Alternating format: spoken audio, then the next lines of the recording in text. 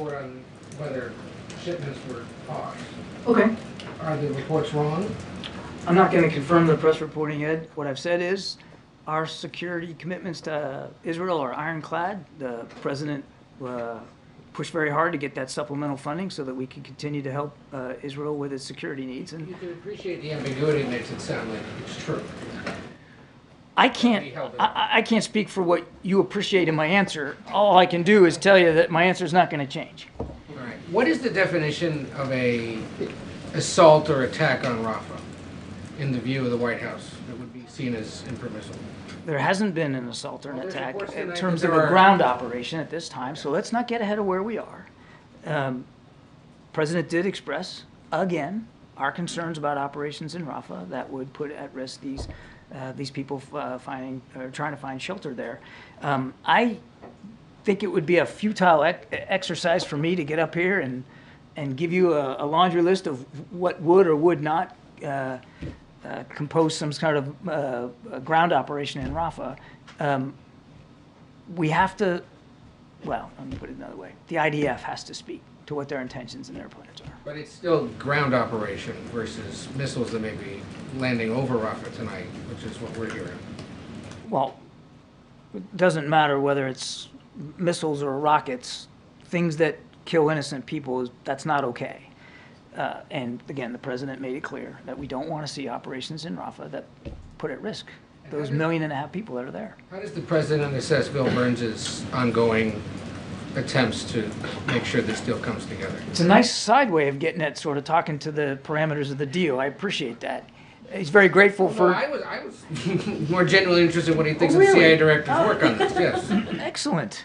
I'm sorry, I impugned your question. Look, I think he's very grateful for the work that Director Burns and the whole team has been doing to try to get us to this point. But it only really matters if we can get the deal in place, and I'm sure Director Burns would agree with me on that, and those hostages can get home.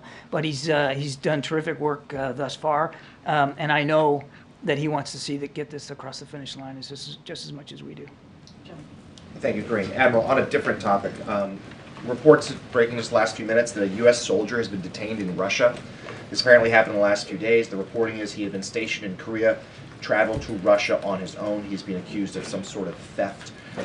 Is the administration aware of this report? Yes. What can you tell us about what happened? I can't really say much about it right now, Jonathan. I hope you can understand that. And certainly it's a better question put to our DoD colleagues, but we are aware of this case.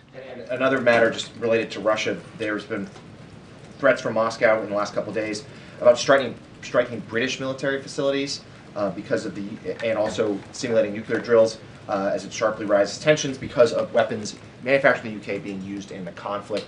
This says it could potentially apply to other allied countries as well, theoretically the United States. Do you have a response to that? Well, what I'd say, number one, is it's just reckless and irresponsible for the leader of a major nuclear-armed power to be saber-rattling the way that he is with respect to potential use for nuclear weapons.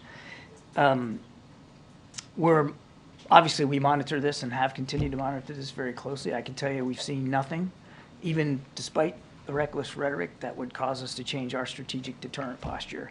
And look, lastly, if Mr. Putin and Russian officials are worried about their troops in Ukraine getting hit with weapons from other countries, then the easiest thing to do is just take your troops and leave.